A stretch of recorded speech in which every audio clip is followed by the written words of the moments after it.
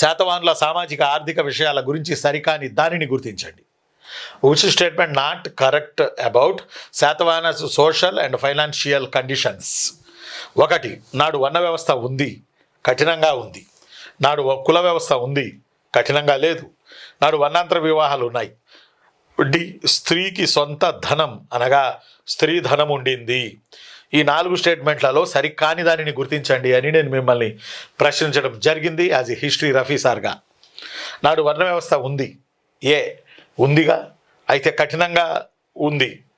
Actually వర్ణ వ్యవస్థ ఉంది, కొంచెం బాగా గుర్తుపెట్టుకోండి. వర్ణ వ్యవస్థ కఠినంగా ఉంది అనడానికి శాతవాహనుల అమ్మాయిలోని సెగులెత్తుకుపోతుంటే ఏకబ్రాహ్మణాన్ని బిరుదు పొంది గౌతమిపుత్ర శాతకర్ణి తాను పాలించినటువంటి 24 ఏళ్లలో 18 ఏళ్ళు శకులతో పోరాడాడు వర్ణ సంకరాలు జరగకుండా కాపాడుకోవడానికి. అందువల్ల ఏకబ్రాహ్మణ, క్షత్రియ దర్పమాణ మర్దన, ఆగమ నిలయ, త్రితముద్ర తోయ పీత వాహన, శక సంహార ఇలాంటి బిరుదులు పొందాడు గౌతమిపుత్ర శాతకర్ణి. రైట్. కాబట్టి ఆన్సర్ వచ్చి వర్ణ వ్యవస్థ ఉంది, కఠినంగా ఉంది. రైట్. తర్వాత నాడు వర్ణాంతర వివాహాలు ఉన్నాయిగా. ఎంత కట్టడి చేసినా గౌతమిపుత్ర శాతకర్ణి శకులు మన బ్రాహ్మణ అమ్మాయిలను పెళ్లి చేసుకుని, శాతవాహనులు బ్రాహ్మిన్స్ గనక పెళ్ళిళ్ళు చేసుకుని కొత్త సంతతికి కారకులయ్యారు. కానీ వర్ణాంతర వివాహాలు ఉన్నాయి. స్త్రీకి ధనం ఉంది. ఆ ధనం ఉండడం వల్లే ఆవిడ బౌద్ధ క్షేత్రాలకి దాన ధర్మాలు చేయగలిగింది.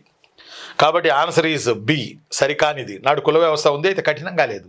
కానీ కుల వ్యవస్థ ఉంది, కఠినంగా ఉంది. కాబట్టి ఆన్సర్ వచ్చి 2 బి. అందువల్ల ఒక కులంలో నుంచి మరొక కులంలోకి మారకుండా ఉండడానికే సమయ ధర్మం అని అద్భుతమైన భయంకరమైన కండిషన్స్ తీసుకొచ్చారు శ్రేణి అధిపతి శ్రేష్ఠి. కాబట్టి సమయ ధర్మం ఉండడం వల్ల కుల వ్యవస్థ కఠినంగా ఉంది. ఒక దాంట్లో నుంచి మరో దాంట్లోకి వెళ్తానికి లేదు. వెళ్తే అక్కడ వృత్తుల్లో ఇబ్బంది అయింది, వాళ్ళకి డిమాండ్ పెరిగి పనులు పోతాయని భయపడి ఏ కులస్తులు ఆ కులపోళ్ళు కొన్ని నియమ నిబంధనలు పెట్టుకొని వేరే వాళ్ళని ఇందులోకి రానివ్వలేదు. అందువల్ల కుల వ్యవస్థ పుట్టింది శాతవాహనుల పీరియడ్లోనే. అందువల్లే ఈ రోజుకి కులాలు మనల్ని బలంగా శాసిస్తున్నాయి, పర్టికులర్లీ ఆంధ్రప్రదేశ్లో.